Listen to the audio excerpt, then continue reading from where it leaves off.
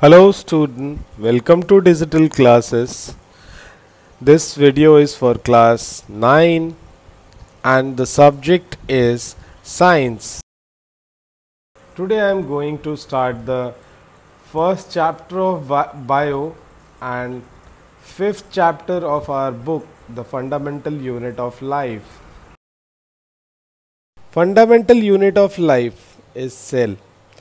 In 1665, Robert Hooke examined the thin slice of cork through self-designed microscope. It looked like honeycomb consisting of many little compartments. So he said cell is a living little room. All living things are composed of cell and it is the basic unit of life. Cell was first discovered by Robert Hooke in 1665.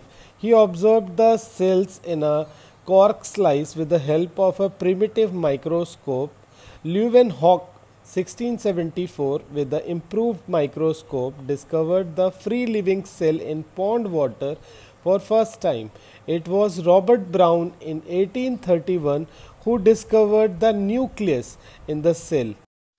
The cell theory that all the plants and animals are composed of cell and that the cell is the basic unit of life was presented by two biologists, Schleiden and Swan, in 1839. Cell theory was further expanded by Varco in 1855 by the suggestion that all cells arise from pre-existing cell.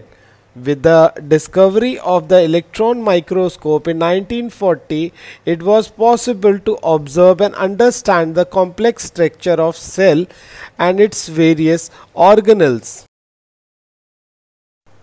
Let us discuss an activity that is given in our book 5.1 about the cell of onion or plant peel. Let us take a small piece from an onion bulb. With the help of a pair of forceps, we can peel off the skin called epidermis from the concave side inner layer of the onion. This layer can be put immediately in a watch glass containing water. This will prevent the peel from getting folded or getting dry. What do we do with this peel? Let us take a glass slide, put a drop of water on it and transfer a small piece of peel from the watch glass to a slide. Make sure that the peel is perfectly flat on the slide. A thin camel hair paint brush might be necessary to help transfer the peel. Now we put a drop of saffronin solution on this piece to look the slide or look the peel colorful. Then it will be easy to observe the pattern. Take care to avoid air bubbles while putting the cover slip with the help of a mounting needle. Then we have prepared a temporary mount of onion peel. We can observe thin slide under the low power followed by high powered of a compound microscope.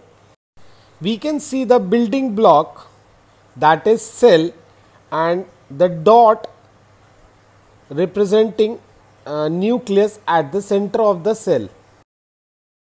Now what is cell? Cell are the smallest living unit in a living thing. Unicellular, living thing made up of single cell. Multicellular, living thing made up of many cells. I repeat, unicellular organism having only a single cell are called unicellular. Example, paramecium, bacteria, amoeba are unicellular. They are made up of only one cell. Now multicellular organism having more than one cell are called multicellular organism. like animals, including humans, etc. As humans are made up of multicell, various cell in human bodies like blood cell, bone cell, muscle cells, neuron cell, sperm, fat cell, ovum, etc. are the cell find in or found in humans or multicellular organism. What is a cell made up of? Every single cell do basic function like exchange of gases, digestion, absorption, etc. These basic functions are done in plant as well as animal. Plant use stomata for exchange of gases. In human, cell is used to exchange of gases during respiration. How does a living cell perform these basic functions? We know that there is a division of labor in the multicellular organisms such as human beings.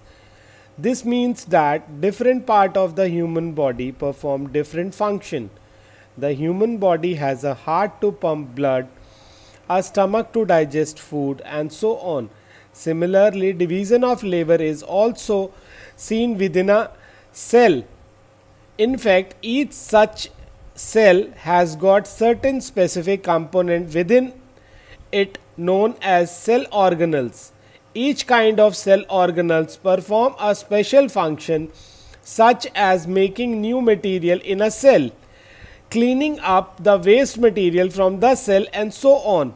A cell is able to live and perform all its function because of these organelles.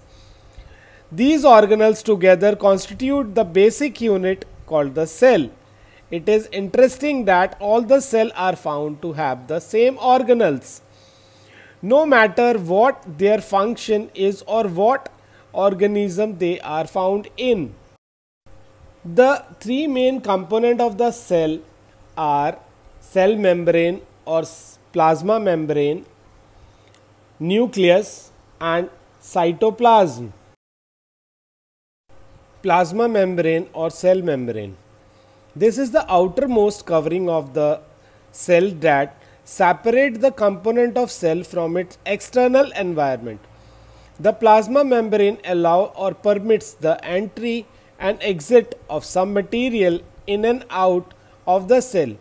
It is also prevent movement of some other material.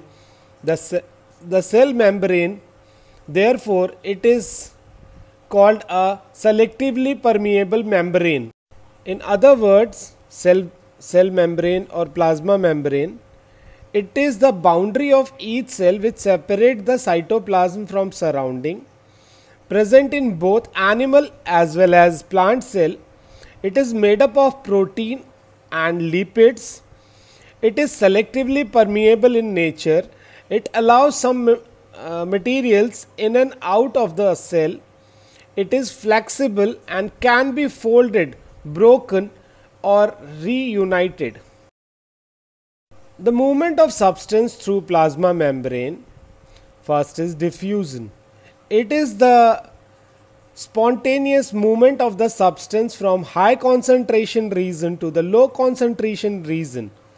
Oxygen and carbon dioxide can move across the cell membrane. Something similar to this happens in cell when, for example, some substance like carbon dioxide accumulate in higher concentration inside the cell. In the cell's external environment, the concentration of CO2 is low as compared to that inside the cell.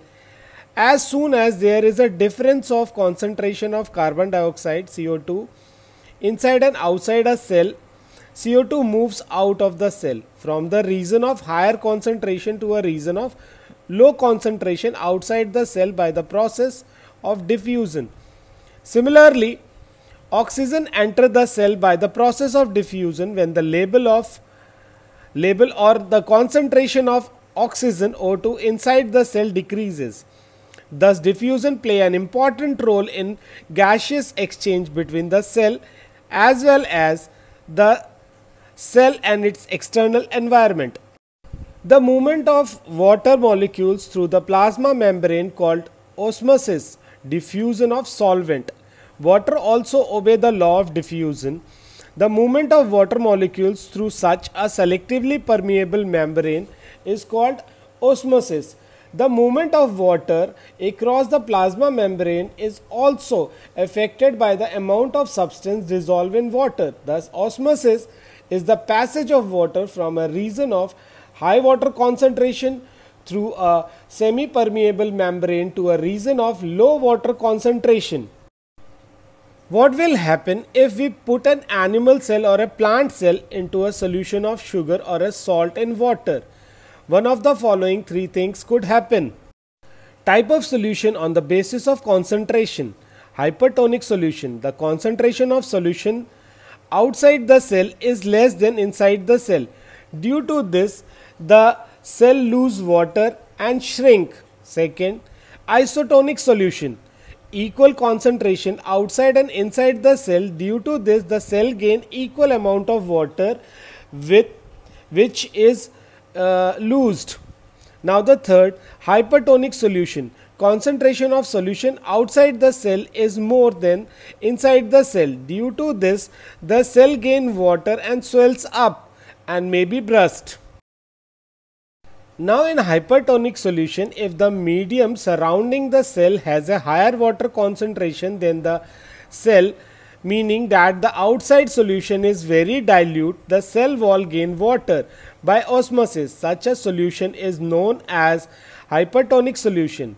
Water molecules are free to pass across the cell membrane in both directions, but more water will come into the cell than will leave. The net or overall result is that water enters the cell is likely to swells up. Second, the isotonic solution. If the medium has exactly the same water concentration as the cell, there will be no net movement of water across the cell membrane. Such a solution is known as isotonic solution. Water crosses the cell membrane in both directions, but the amount going in is the same as the amount going out, so there is no overall movement of water. The cell will stay the same size. Third, hypertonic solution. If the medium has a lower concentration of water than the cell, meaning that it is a very concentrated solution, the cell wall loses water by osmosis. Such a solution is known as hypertonic solution. Again, water crosses the cell membrane in both directions, but this time more water leaves the cell than the enter it. Therefore, the cell will shrink. It means osmosis is a special case of diffusion through a selectively permeable membrane. Unicellular, like freshwater organism, and most plant cell tends to gain water through osmosis. Absorption of water by plant roots is also an example of osmosis. Thus, diffusion is important in exchange of gases as well as water in the life of a cell. In addition to this, the cell also obtains nutrients from its environment. Different molecules move in and out of the cell through a type of transport requiring use of energy. This is why the reason the plasma membrane is flexible and is made up of organic molecule called lipids and protein.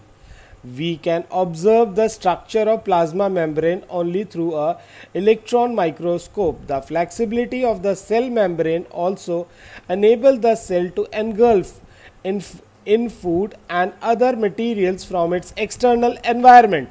Such processes are known as endocytosis. Amoeba requires its food through this process. Now the cell wall. Plant cell, in addition to the plasma membrane, have another rigid outer covering called cell wall. The cell wall lies outside the plasma membrane. The plant cell wall is mainly compound of cellulose. Cellulose is complex substance and provides structural strength to the plant. Plant cell is found only in plant. In other words, Cell. It is the outermost covering of the plant cell. It is absent in animal cell. It is rigid, strong, porous and non-living structure. It is made up of cellulose. Cell wall of two cells are joined by a layer called lamellae. Now the function of cell wall: it provides definite shape to the cell. It provides strength to the cell. It is permeable and allow substance of different size. It is made up of cellulose. Now the second feature is nucleus. Nucleus is the largest cell structure. It is a spherical or oval prominent structure usually located in the center of the cell.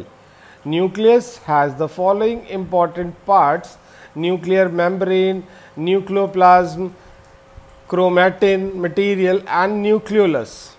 In other words, or in points to remember easily, nucleus, it directs and control the cellular activity. In eukaryotic cell, a well-defined nucleus is present, while in prokaryotic cell, a well-defined nucleus is absent. It has a double layer covering called nuclear membrane. Nuclear membranes has pores which regulate the movement of material in or out of the nucleus. Inside the nuclear membrane, it contains nucleolus, chromosomes and chromatin material. Chromatin material consists of DNA, deoxyribonucleic acid and proteins. Chromosomes contain information of inheritance of features from the parent to next generation. Now the function of nucleus. The nucleus controls all metabolic activities of the cell. It regulates the cell cycle. It is concentrated with the transmission of hereditary traits from the parents to offspring. Now I discuss about prokaryotes and eukaryotes. First, prokaryotes. Prokaryotic cells are less complex. They are unicellular. They do not have a cell wall surrounding the cell membrane and a single looped chromosome genetic material in the cytoplasm, including bacteria and blue-green bacteria found in the kingdom of Monera are prokaryotic cell. Now eukaryotic or eukaryotes. More complex cell including both unicellular and multicellular organism consist eukaryotic cell. They do not have a true nucleus and membrane bounded organelles. Organelles are internal structure of the cells but perform specific function. Organelles are surrounded by a single or double membrane. Entire eukaryotic cell surrounded by a thin cell membrane that controls what enters and leaves the cell. Nucleus is located in the center of the cell. The nucleus contains the genetic material, DNA, and control the cell's activity. Eukaryotes include plant cell, animal cell, fungi, algae, and protists. Prokaryotics or bacteria lack of nucleus. Now this is a very important question. The question is the difference between prokaryotic and eukaryotic cell. Prokaryotes or eukaryotes or prokaryotic cell or eukaryotic cell. No membrane bounded nucleus. In eukaryotic cell, membrane bounded nucleus. Cell wall made up of peptidoglycan. In eukaryote, cell wall, if present, made up of cellulose. The size ranges from 0.5 micrometer to 100 micrometer. In eukaryotic, cell size ranges from 10 to 150 micrometer.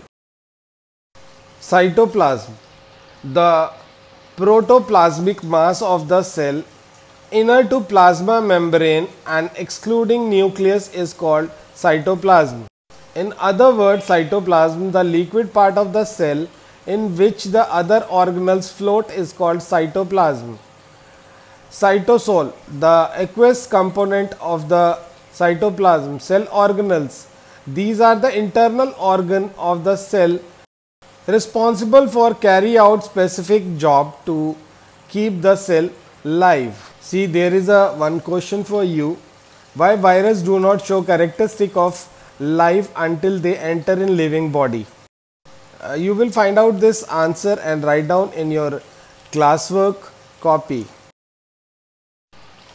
Cell organelles, living part of the cell having the definite shape, structure and the function bounded by the plasma membrane.